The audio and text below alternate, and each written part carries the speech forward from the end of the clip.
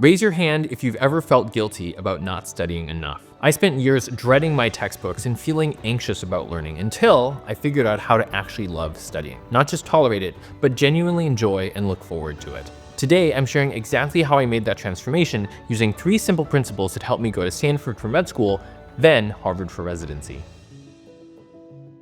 One of the biggest challenges with studying is that there's always going to be more enjoyable things that you could be doing with your time, like watching YouTube, scrolling through social media, binging Netflix, even just eating a tub of ice cream. Let's be honest, there are times that almost anything can seem more appealing than studying, especially when you consider that there are companies worth billions or even trillions of dollars that are putting tons of effort into trying to get you to do other things. So here's the key question: how do you get yourself to do something when you don't naturally want to do it? Especially when there's dozens of things that are more enjoyable and studying feels like a chore. For me, I found the answer in an unexpected place: the United States Marine Corps. Here's what fascinated me. They have one of the highest job satisfaction rates, despite the fact that they're paid less than $20,000 per year to start. They have intense physical demands. There is a genuine danger, like you can actually lose your life. They have to develop strict discipline, and there's just like a ton of other really challenging conditions. So what's their secret?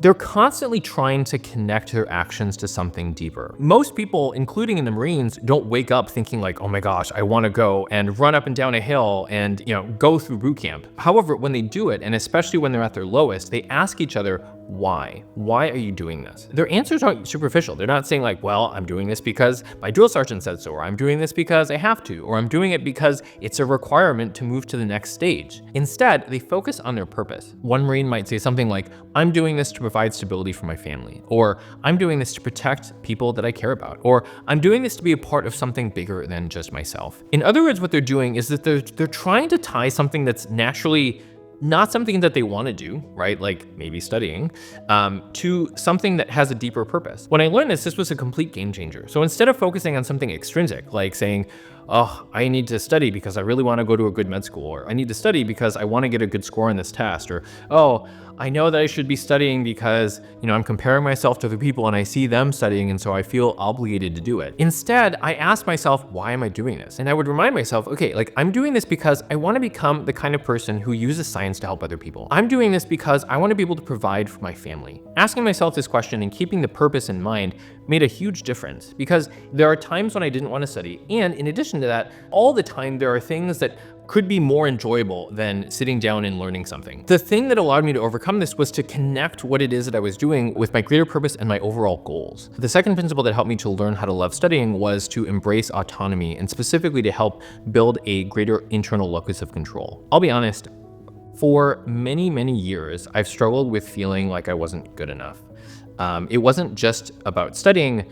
I felt like I wasn't good enough in like everything. Like I was dissatisfied with the way that I looked, and I was dissatisfied with things that I had. I just felt inadequate at just about everything. The issue with that is that I was constantly looking outside of myself, thinking that my results were because of something external. They call this, do you have an external locus of control or an internal locus of control? You may have experienced this if you've ever searched for that one thing that you think is just going to fix everything. And so maybe you thought like, oh, I just need to find the perfect study method, right? Like you look at your friends and you're like, oh, like that looks so great. And oh, I don't feel great about myself. And so I'm going to try and do that. Or you're like, oh, maybe this textbook is the thing. Or maybe there's like this magic resource or question bank or these magic set of lectures or something. Right? Underneath all of that you might be telling yourself is that, oh, I myself am not good enough, and there's something outside of me that I need to find in order to fix that thing inside of me. The real problem for me wasn't that I needed more resources. It was actually that I didn't have an internal locus of control, meaning I didn't believe I was capable. I didn't trust my own judgment. I was just trying to mimic what other people were doing and rely on other people's opinions and judgments instead of just learning how to trust myself. The solution was that I had to learn how to make choices, like make decisions. I started with just tiny decisions, which may not seem like a big deal, but to me were actually a pretty big step. So it would be things like deciding where it is that I was going to study and figuring out where I studied the best.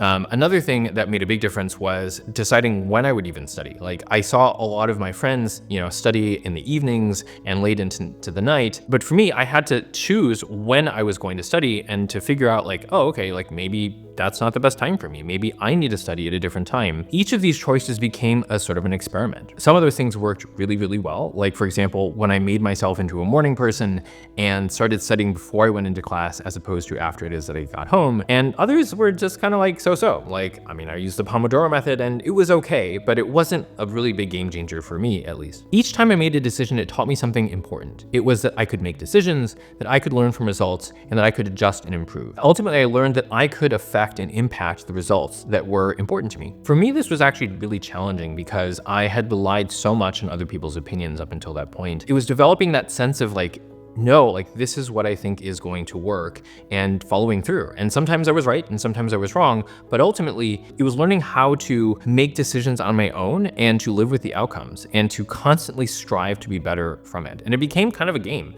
that, again, became more and more enjoyable because what I could see is that when I did these experiments, I could see the outcomes change. And that gave me a sense of power. You know, even when things went poorly, right, I could see that, oh, okay, well, it was because I did this thing that it went poorly. And when I would make a decision that would lead to better outcomes, I would say, oh, great, well, now, like, it would give me the sense, it would show me that I actually could control the outcomes. And that made a huge difference and made it much, much, much more enjoyable for me to actually study. The final principle that helped me to learn how to love studying was competence. To understand competence and how it helps you to learn how to love studying better, just ask yourself, what if every single time you studied, you saw results, right? Like, what if you're studying for a test and every single time you studied a subject, you could score 80 or 90% or even higher? What if you were getting A's in all of your classes? And what if you could feel yourself, like actually feel yourself improving every single time that you learn something new? Do you think that you would feel more motivated to study? The answer is, of course you would. So that's the power of competence. So the opposite often happens, and is something that I've struggled with in the past. It's where I put in a lot of time in something and I didn't really see results. And because I didn't see results, right, that experience started to affect my beliefs. Like, maybe I'm just not good enough. And that started to creep into my identity, where it's like I really did start to think like, okay, like maybe I'm just not a good studier. Maybe I'm just not good at standardized tests. So in other words, my results started to affect my beliefs in myself as well as my identity, which made it even harder for me to study, because if I don't think I'm very good at studying, then I'm probably not going to put in the work because it's uncomfortable for me to do this. However, because I started to do more uncomfortable things, because I was tying these uncomfortable actions of studying with my deeper purpose and a sense of meaning, and because I was taking more control and trying to develop internal locus of control in my studying, I started to see results. And seeing those results was hugely powerful.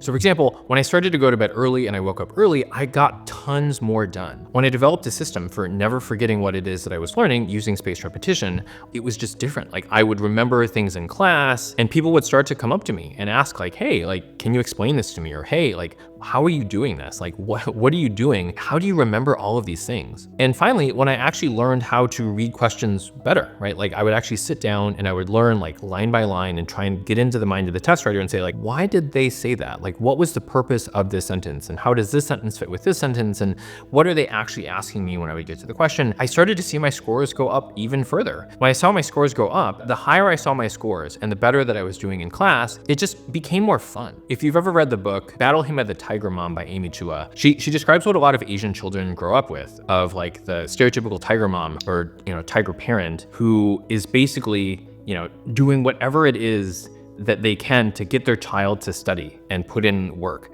And the purpose behind this, as she explains in the book, is that you want your kid to do hard things because you need to do hard things in order to be successful. And once you're successful, like once you see the results, then it becomes this sort of virtuous cycle where it's like, okay, like now it's fun. And because it's fun, you're gonna do more of it. And because you're gonna do more of it, you're gonna be more successful, and you know, so on and so forth. There's a lot that I don't agree with in terms of the methods of tiger parenting. I was actually adopted and was raised by a Caucasian parent, so I actually did not have tiger parents, even though I am Asian. The better you get at something, the more you're gonna enjoy it. And the more you enjoy it, the more you're gonna study. And then the more that you study, that you're gonna get even better. And then that success is just gonna feed more and more success. So one of the most valuable things that came from tying a deeper purpose to what it is that I was doing to get myself to do those hard things.